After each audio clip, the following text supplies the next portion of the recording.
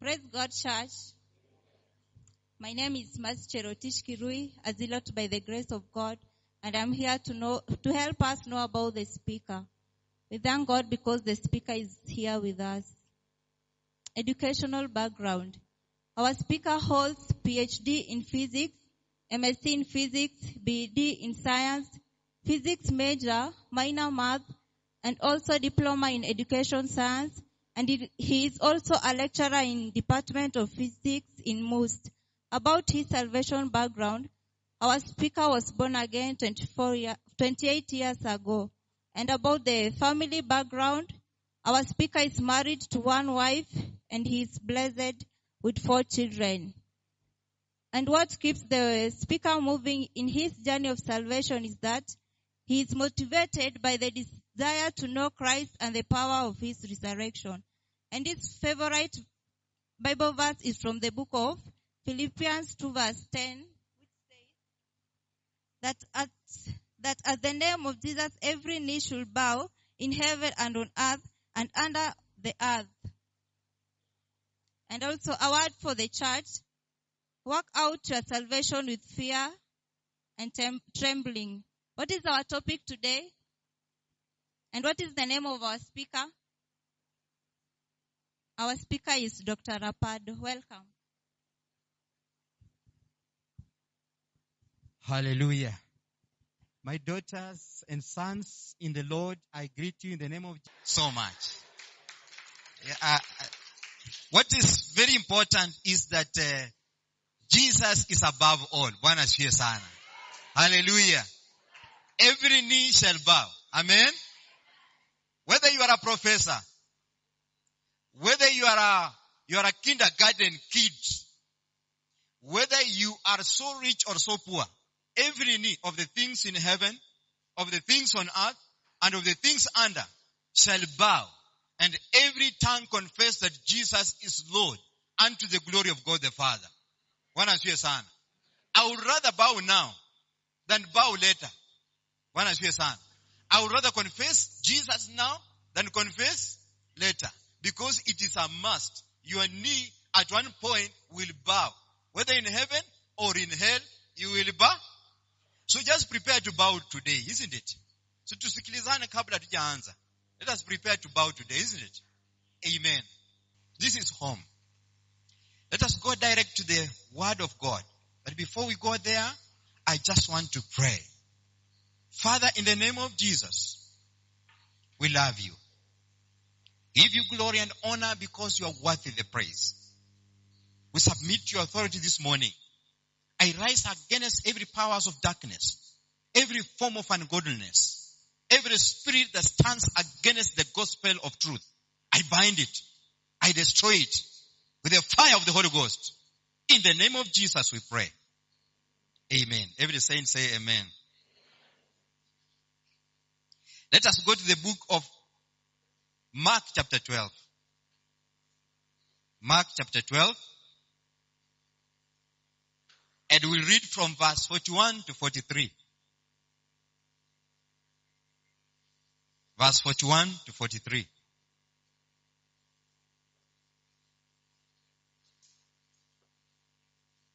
Mark chapter 12, verse 41. The Bible says, Jesus sat down opposite the place where the offerings were put and watched the crowd putting their money into the temple treasury. Many rich people threw in large amounts, but a poor widow came and put in 2 very small copper coins, worth only a few cents. Verse 43. Calling his disciples to him, Jesus said, truly I tell you, this poor widow has put more into the treasury than all the others. They all gave out of their wealth, but she, out of her poverty, put in everything, all she had to live on. Say amen. We are talking about giving. And before I go on to the topic, I want to address a few controversies, misconceptions about giving. Because in the contemporary church right now, immediately you start telling people anything to do with the giving, they start reacting. People just start, huyu sasa anatuambia nini? And so it has been misunderstood. This is a topic that people don't want to hear. But I tell you, we must listen about giving and do as per the will of God. There are many controversies about giving. There are people who argue that giving is an Old Testament tradition. That is, we don't need to practice it in the dispensation of grace, where Christ Jesus gave himself freely and paid all our debts on the cross. They argue that the gift of Christ is sufficient sacrifice, so we don't need to give. You just come to church, you are blessed, and you go away. Some people say giving should not be taught at all in churches. Why? Because giving is spending. And nobody teaches you how to spend. Bwana asifiwe sana. That even if you gave a standard 2 kid 100 shillings, that standard 2 kid will spend the money. True or false? You don't need to teach them how to spend. So they don't see it necessary for teachings to be given in churches on how to give. Others say they cannot give because when they give, their money is finally misused by the churches. Have you ever heard such an allegation? Yeah, I cannot give. Because when we give, we don't know how that money is spent. They just buy drums, and we don't even need drums. They buy projectors. Who told them that you want projectors? They just buy funny things. And I'm sure the money we contributed, out of that money, the CU secretary should have taken some junk. The CU dad must be enjoying himself with the money. So I am not going to give. Or if I'm going to give just 2 or 3 bob. I see how they will behave with it. Others say giving is materialistic. And we are spiritual. You know, there are guys here who are too spiritual. Born again, spirit filled, heavenly bound, with no horizontal attachment. Everything to them is very spiritual. Nothing materialistic. They say if you are to minister to me spiritual things. I want to hear from heaven alone. I don't want things of this world. I have given up everything in this world. But such people eat, isn't it? Don't they eat? Why do you go back to your room to prepare kideri if you are a heavenly bound, spirit filled? And is that kideri free of charge? You have to buy it, isn't it? Bwana asifiwe. Others say they only give when they are blessed. When a minister comes to Maseno University, and before he starts ministering, the brother or sister has already weighed the preacher, and he's already rejecting the preacher or accepting the preacher, even before they start preaching. And when they start preaching, depending on what the preacher speaks, if I am happy in my heart and I'm blessed, I'll give. I can even give 10,000. But in many cases, I'm not blessed by that preacher. I'll only give 5 bob. I was not blessed. So there are guys who give because they are blessed.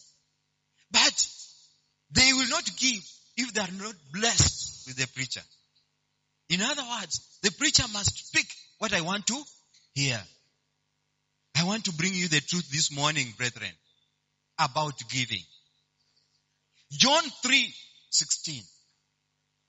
John 3:16.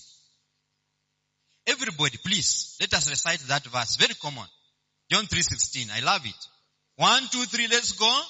For God that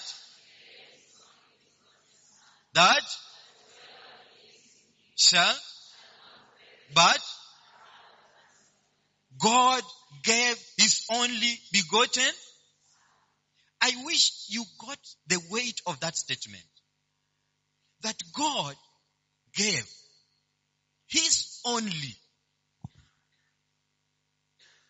Remember, there was no confidant of God in heaven except the Son.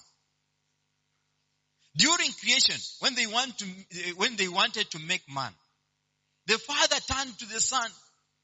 The Father did not turn to the angels. The Father did not turn to any other creature he had made. He turned to the Son and said, Son, let us make man in our own image and likeness. He was the only one the Father could turn to. The only confidant. The only friend. Himself. One as we are Son. The Son was himself. A reflection of himself. But he gave. Hey, praise the Lord. God gave. For you to be formed in your mother's womb, the Father had to consult with the Son and say, Son, let us make Magdalene. Let us make Mary. Let us make John in our own image, and then the process began. You think your conception was just a mistake. It was not. One as we are Son. It involved the Father and the Son. It was not a mistake. If it was, you could have been miscarried. Yes, I was talking to a medical professor, and he was telling me there are so many miscarriages that take place in nature. Nature corrects itself. You know, he was talking about nature correcting itself. If a creature starts forming, and that creature involves you and me, human beings, and 90% of the formation is not what is supposed to be, it is destroyed before it is formed. That's how nature does. So that, you see, for nature to maintain mtoto wa nyoka kuwe nyoka mpaka saa hii from creation, there is a lot of destruction that takes place to eliminate what was not supposed to be, and to have only what is supposed to be. So you are not a mistake. You just had to be you. Tell your friend from 1 meter away, you just had to be you. So God gave his only begotten Son. He was in his heavenly glory. He left his glory and came down to an earthly night. A filthy world. A dark world full of evil forces. Full of sin. And at Golgotha, when he was carrying all the sins of men, he cried, Father, why have you forsaken me? The Father had to separate with the Son. Because the Father, being who he is, holy, righteous, blameless, he couldn't interact with the Son who was carrying the entire world's sins. It is until when he destroyed the sins in hell that again they reunite. One as we are Son. So if the Father gave, then the truth of the kingdom of God is that our God, the God whom we serve, is a giving God. Say, my God is a giving God. When I look at God, I see giving. Nothing else but giving. Everything is coming out of God. Out. Not in. It's coming out. It's a giving God. Even that you say we are giving to God. Are you aware that that shilling you are giving to God will come back to you? He will still give it back to you. But now a good measure, well shaken, pressed down but still overflowing. So if you give nothing to him, he will still give you back to you. Being who he is, he will still give you back nothing, well pressed, shaken together and overflowing. So decide on what you want. Give nothing or give something. God will still bring it back to you. Because his nature is the giving God. In physics, we have what you call black bodies. These are bodies whose radius is 100%. In other words, they radiate 100% of the energy in them. You see, they give out 100% of the energy. They are not there in nature, by the way. They are only hypothetical. But our God is real. Amen. God gives 100% and he is real. Please give him a clap offering. Our God who gives. Our God who gives. So when we go to the scripture, Mark chapter 12. Mark chapter 12. We find the picture now of the kingdom of God and the view of the kingdom of God about giving. Amen. I normally see when it comes wakati wa sadaka, pastor anasimama ana encourage watu, anawaambia mjue jameni, give and it shall be given back to you. Mara, you will be blessed when you go out, when you come in. Ana encourage watu. Ndio mtu asimame akuja alete. Amekuwa encouraged. It was not so during Jesus' time. Bwana asifiwe sana. It was not so.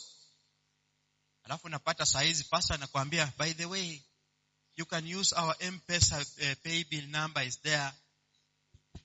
Then you take your money, your offering to the account. Alafu unaona mpendo ametoa simu kubwa, ana swipe, anafanya hivi. Unasema, huyo wa simu ameweka pesa. When you go to check the account, nothing. Kumbe jamani alikuwa anabonyeza hewa. Bwana asifiwe sana. They are there. Wako. Bwana asifiwe sana. Haya anasema sasa, leteni wale ambao hamna mwezi kuweka huko, weka hapa kwa kikapu. So naona mtu anakuja anainama ndani ya kikapu hiyo, anainama. When you see a brother or a sister bending inside, what does that mean? What does that mean? He's giving a coin. He's giving what? Because if it's a note, this, and I'm not accusing you. I'm part of that team. I've actually been caught up one time or so when I found myself with coin. And I'm not accusing you also because it could be the only that you have. But when you see a sister or a brother bending inside the basket, you should know what they are giving. Because akiangusha itafanya pingili.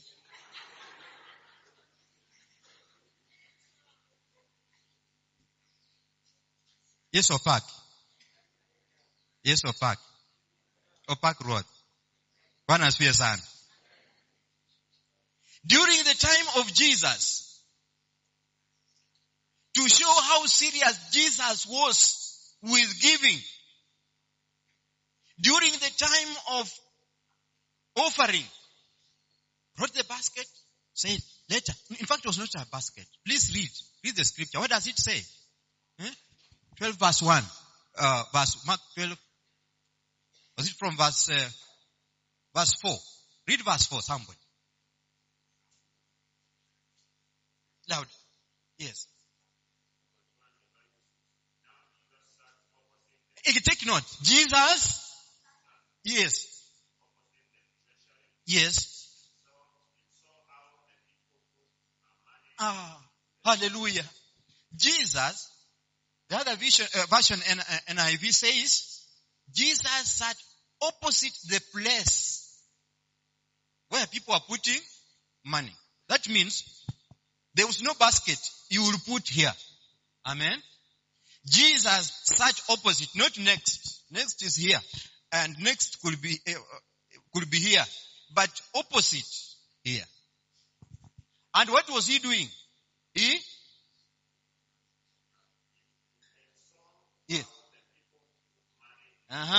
In my version, say, he watched. He watched each one of them as they came. It was serious. Giving is serious. Tell your friend, giving is serious. Giving is spiritual. If Jesus is concerned about giving, my friend, change your mind concerning giving. Bwana asifiwe sana. Change your mind. I know giving has been abused. But it does not disqualify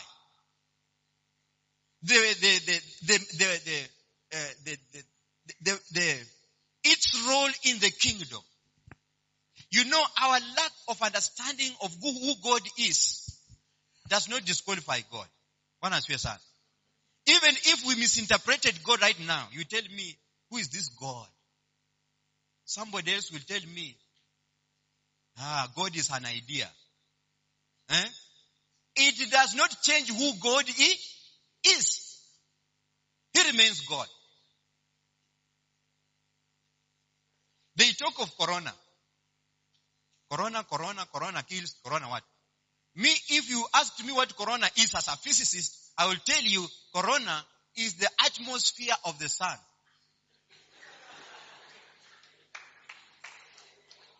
The area surrounding the sun's atmosphere is called what? Corona. It consists of protons, neutrons, electrons, up quarks, down quarks, strange quarks, hadrons, mesons, and so on. That is corona to me. That is corona. But does that misunderstanding of corona change the coronavirus? Does it change the coronavirus? The coronavirus remains coronavirus, and joke with it, it will finish you. So some of us have kept on misinterpreting God, misinterpreting the things of God, and they think by doing so, you hide in a cocoon somewhere and think you are safe. You are not safe. Giving is a principle that is at the center of the kingdom of God. Bwana asifiwe sana. Jesus sat opposite the place and watched each one person give. Hata mkinichukia, sintarudi Kakamega. But I must tell you the truth. By sitting at the offering place shows how serious Jesus takes the practice of giving in the kingdom of God. And by him watching every individual, it shows how he is concerned about our individual life of giving as a Christian. There are times we give as a group, isn't it? We have Bible study groups. So we say, this Bible study group, you raise this much for our instruments. So mtu anaweka pale shilingi moja, mwingine anaweka 100, mwingine anachukua help yake yote anaweka pale. Sasa wanapiga makofi wanasema hii group imeleta pesa mingi sana. Yule mwenye aliweka shilingi moja ako ndani. We are the group. We are the group. We are the group. We are the group. Jesus watched each individual bringing the offering. He is serious.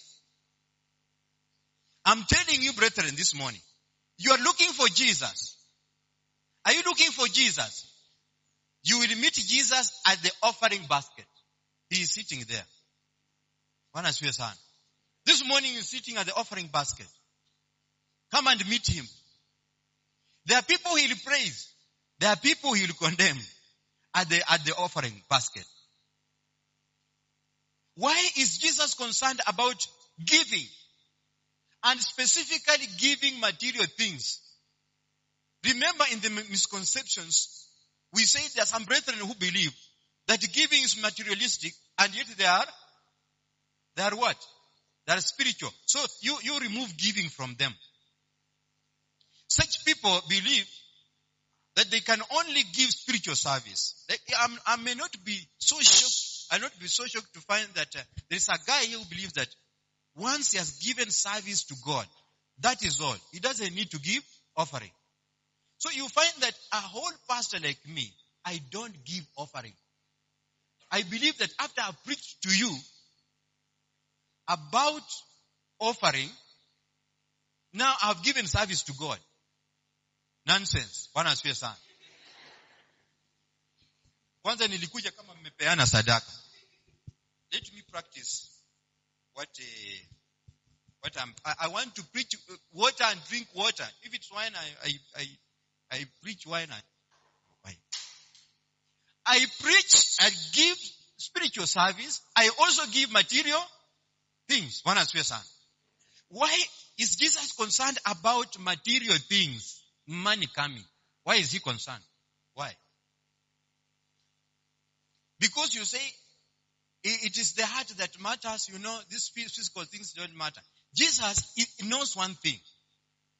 One, Jesus knows that there is unbreakable bond. There is an unbreakable bond or connection between a man's heart and his treasure. Say amen.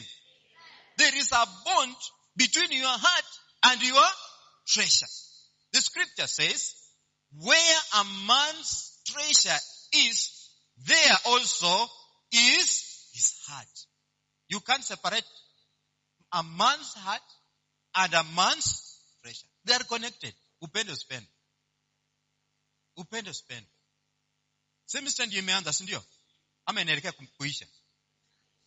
Unajua during corona time I've lost direction in university calendar because kuna wale wanaenda, kuna wale wanakuja, kuna wale wanakuja soup, kuna wale wanakuja main, kuna wale wanakuja special, kuna wale wanakuja online, kuna wale wanakuja outline and so on.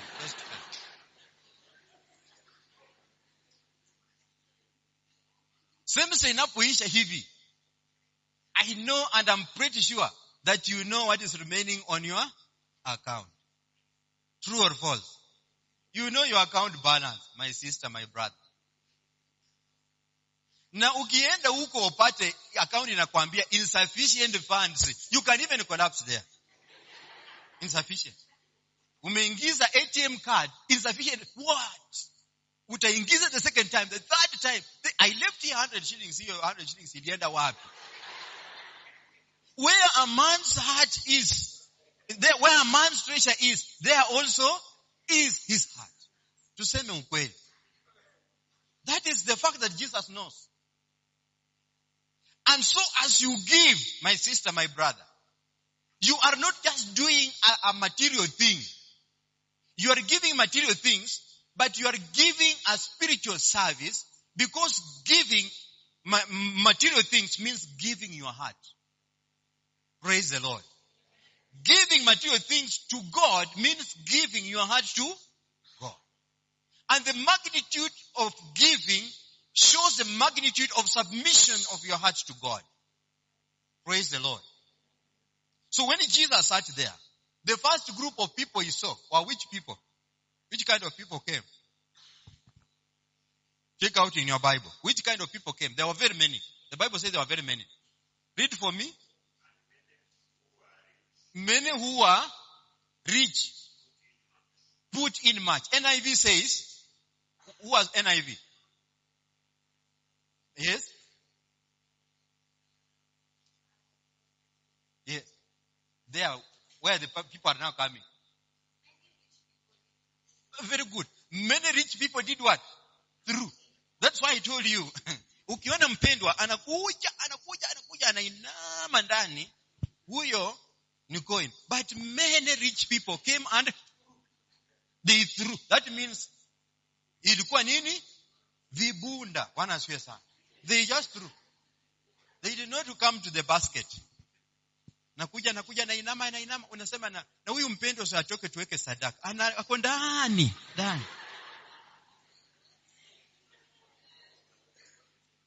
Many rich people came and threw large amounts of money.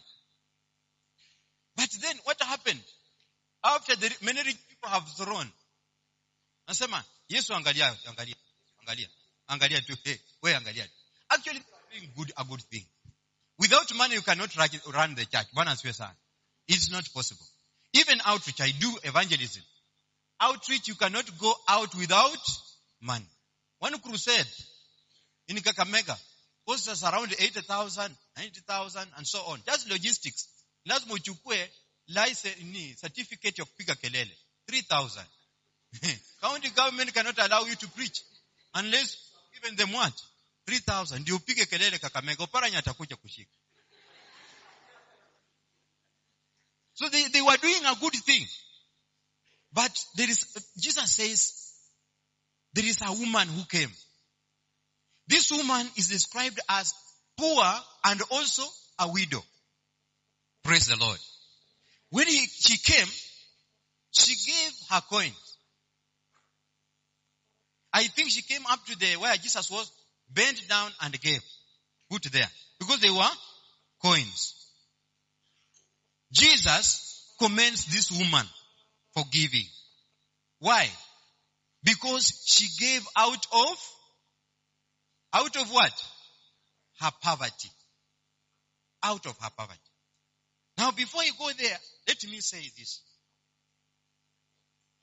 This woman had two qualities. One, she was a widow. What does that mean?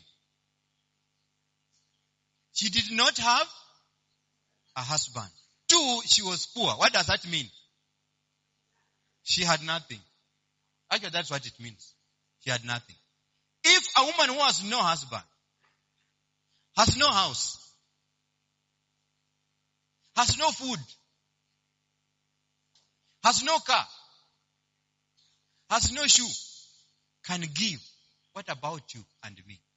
Praise the Lord. What about you and me? If a poor widow can give, what about you and me? And look, if I was Jesus, kama mimi ningekuwa Yesu, lakini mimi si Yesu. Ngawaje nisaliwa 25th December, lakini mimi si Yesu. Actually, I say a birthday with Jesus. Ikifika 25th December, tafadhali mnikumbuke, nitampatia namba yangu ya M-Pesa. I welcome all gifts. 25th December.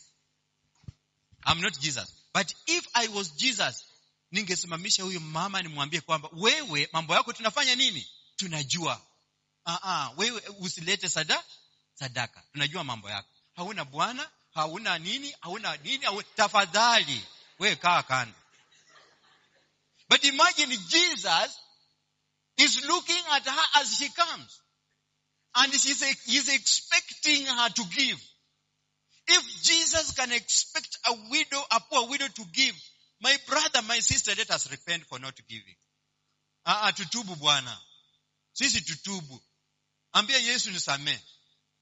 Yesu nisamee. Yesu nisamee. Penye natoka kuna kuanga na makanisa zingine zinasema samee Yesu, samee Yesu.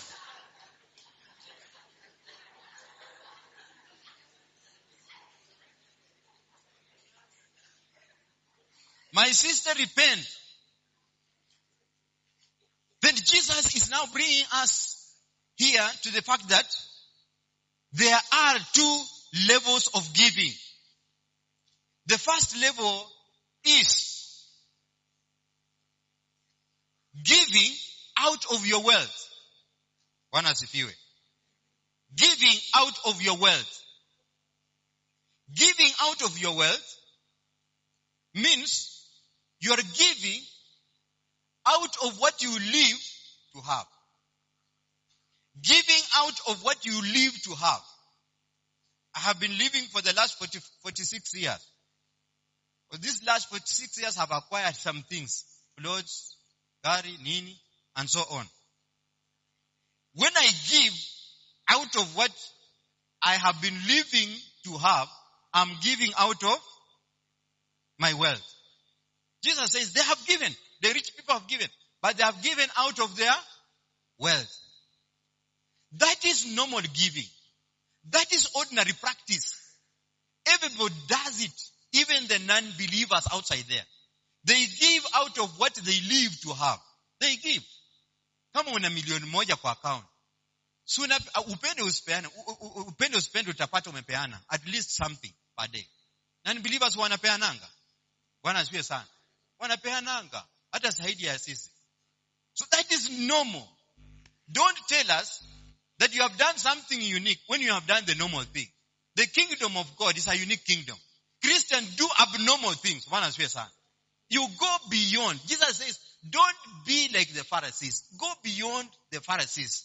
Do what the Pharisees don't do. If you do what the Pharisees do, there is no difference. The second level is giving out of what you have to live.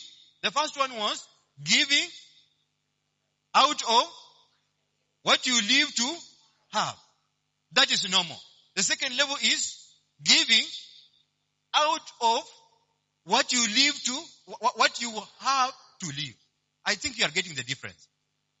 The widow gave out of what she had to live. I pray, my sister, my brother, you exercise the gift of giving. And you exercise it to the abnormal level.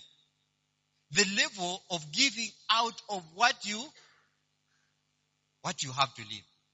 Have you ever done that? My brother, my sister, have you ever done that? You just trust God and say, I don't know what I'm going to eat today, but let me give. After you have given, you have nothing to eat. And my brother, even if you ate nothing today, you will not die today. Me, I have stayed 1 day, 2 days, 3 days without eating, and I have not died. So if I have not died, you will also not die. Bwana asifiwe sana. These misahadas zenye tunafanyia mchezo hapa Kenya. Do you know what wazungus do there? They deny themselves meals, even for a full month. And they bring to Africa that money. Then after they are brought to Africa, tunaanza kununua magari mazito mazito. And yet hiyo pesa ilikuwa inataka ifanyie nini? To build an orphanage.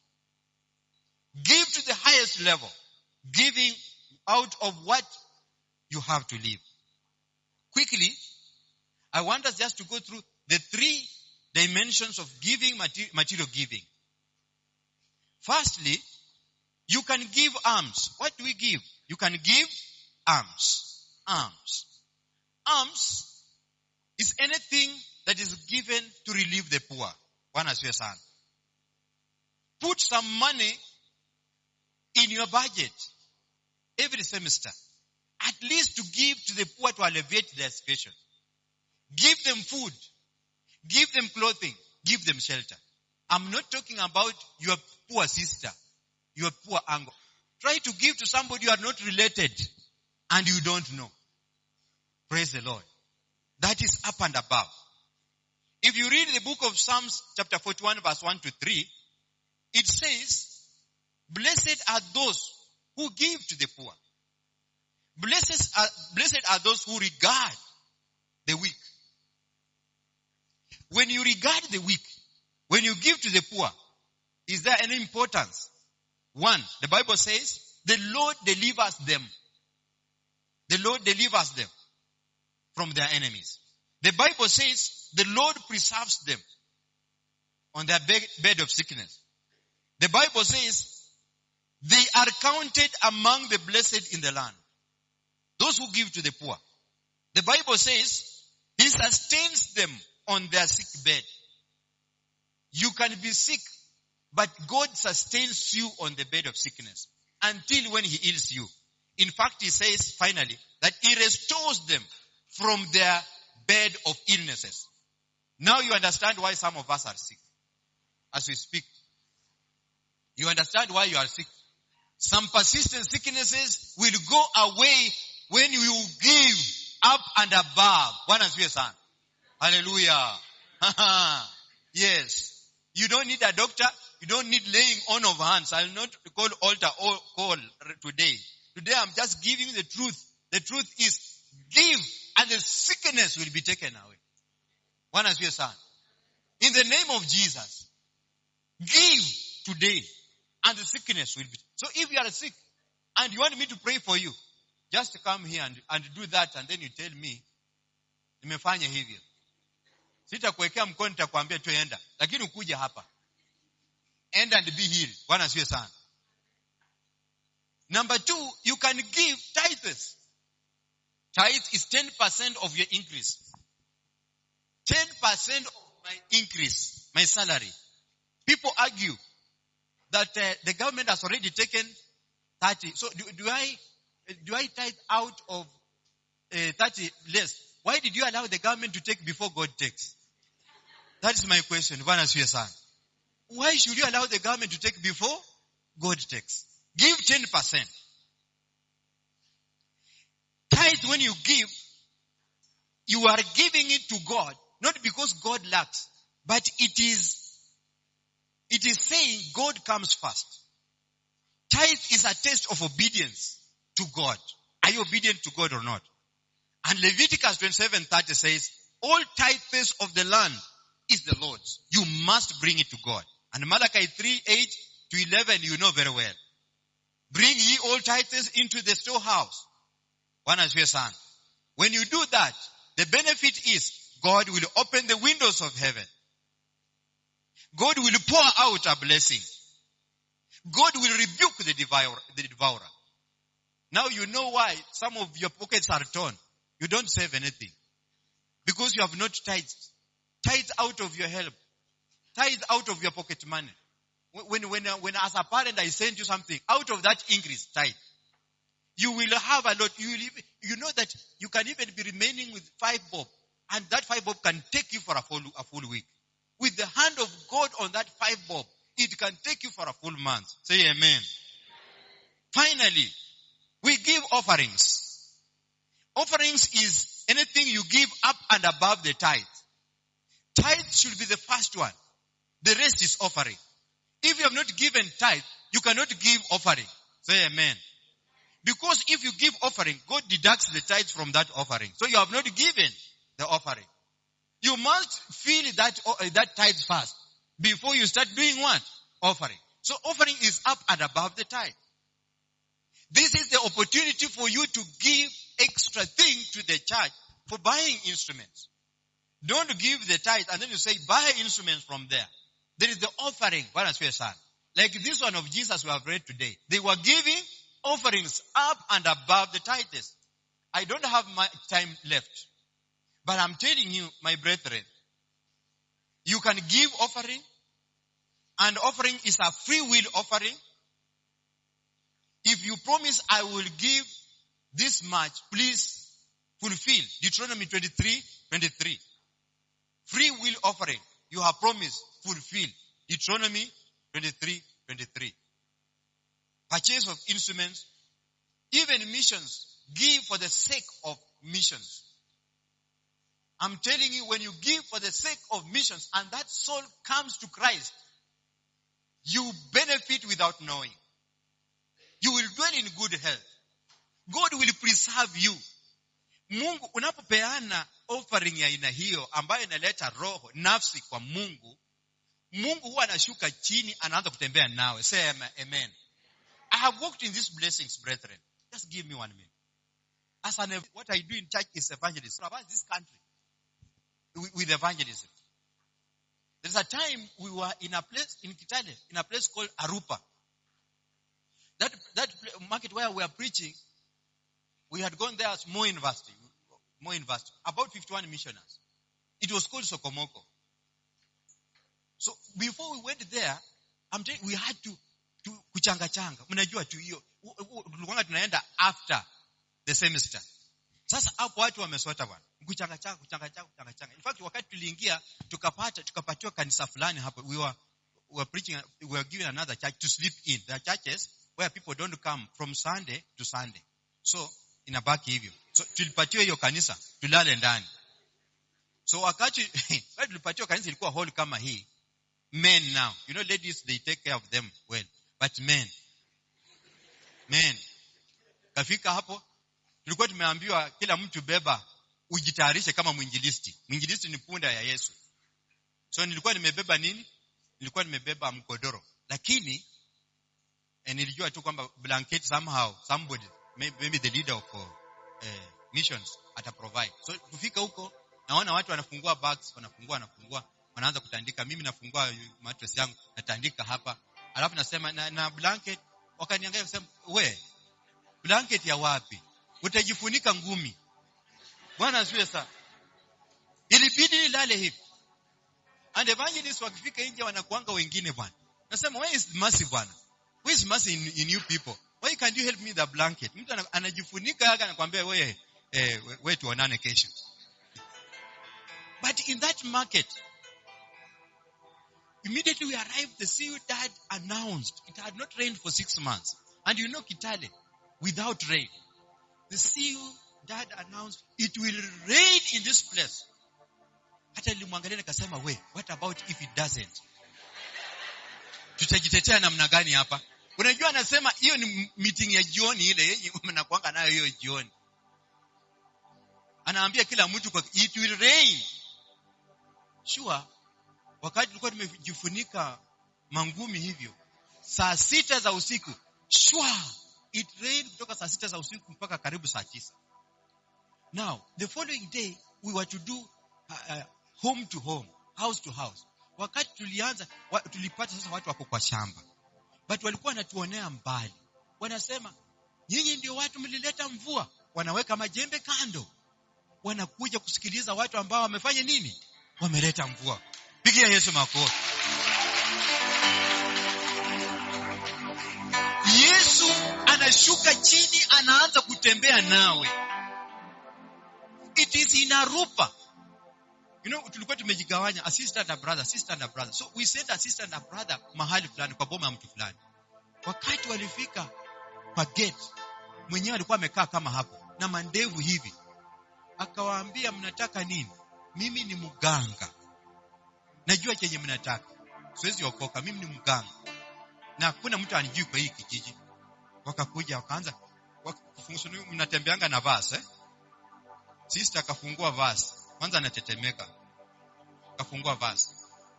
Kwanza kusoma. Mganga akamwanzishia na akammalizia. Haujaanza kusoma na anakusomea yenye ulikuwa unaenda kusoma.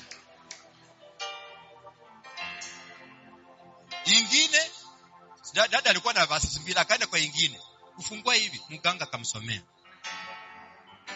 To cut the long story short, that guy came to the crusade the second day. Na aliokoka.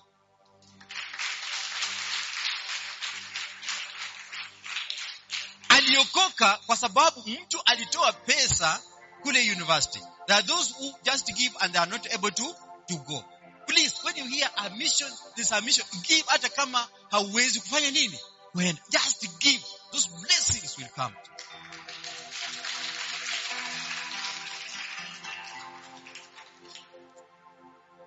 Let us stand up. I just want the praise and worship team to sing that one song, I Surrender. Then we pray. I will pray for you. I will pray for you. Praise and worship, please just 2 minutes. I surrender. Remember, I have said the kingdom of God is built on giving. God gave his only begotten Son. And when Jesus took your sins, took my sins, they had to part with the Father. Only to reunite later. It was not a joke at Golgotha. It was not a child's play. Jesus came to fight the devourer. The one who had captured you and captured me. We were in prison. We were in dungeons. We were in the abyss. And Jesus went to hell and delivered us out by his blood. You can give him a clap offering. You are here. And you want to surrender to Jesus. 2 people bear witness of your status, salvation status. One is your own heart. You can't cheat your own heart. Your own heart bears witness that you are not right with God. You have no peace inside yourself when this issue of salvation is mentioned. You know yourself very well. 2, the Holy Ghost bears witness that you are not right with God. You don't have Jesus Christ inside your heart. And even there's a third one. The devil also knows that you are not born again. You are here and you need salvation. You need Jesus. Carry up your hand wherever you are so that we can pray with you. Thank you for those hands that are coming up. Carry up your hand wherever you are. We want to pray with you as you give your life to Jesus. You will never regret. Thank you, God. Everybody with their eyes closed. I want to pray with those guys carrying up their hands. Just carry up your hands. Don't be ashamed of the gospel. It is the power of God unto salvation. Father, in the name of Jesus, I want to thank you for those hands that are risen up. They are not raising their hands to man, but they are raising up their hands to God. Jesus received them. Jesus blessed them. Jesus washed them. Jesus sanctified them. Wherever you are, repeat this prayer. Say, Lord Jesus, I come before you. I declare I am a sinner. I need your mercies. I need your forgiveness. Forgive me, Jesus. Forgive me. May you blot out my sins and write my name in the book of life. Thank you for receiving me. Now let me pray for you. Jesus, no one who came to you, no one who called upon your name was turned back, was ashamed. You received all. For you came to seek and to save them that were lost. At this juncture, my God, they have received you. Receive them. You prayed and said, Father, I want those you have given me to be with me where I am, to see my glory. How I commit these little ones into your presence, into your glory, into your honor, my God. Change their lives. I break every curse in their lives. Every curse that came with the sins that were committed with their ancestors, I break in the name of Jesus. And I pray that, my Father, their lives will not be the same again.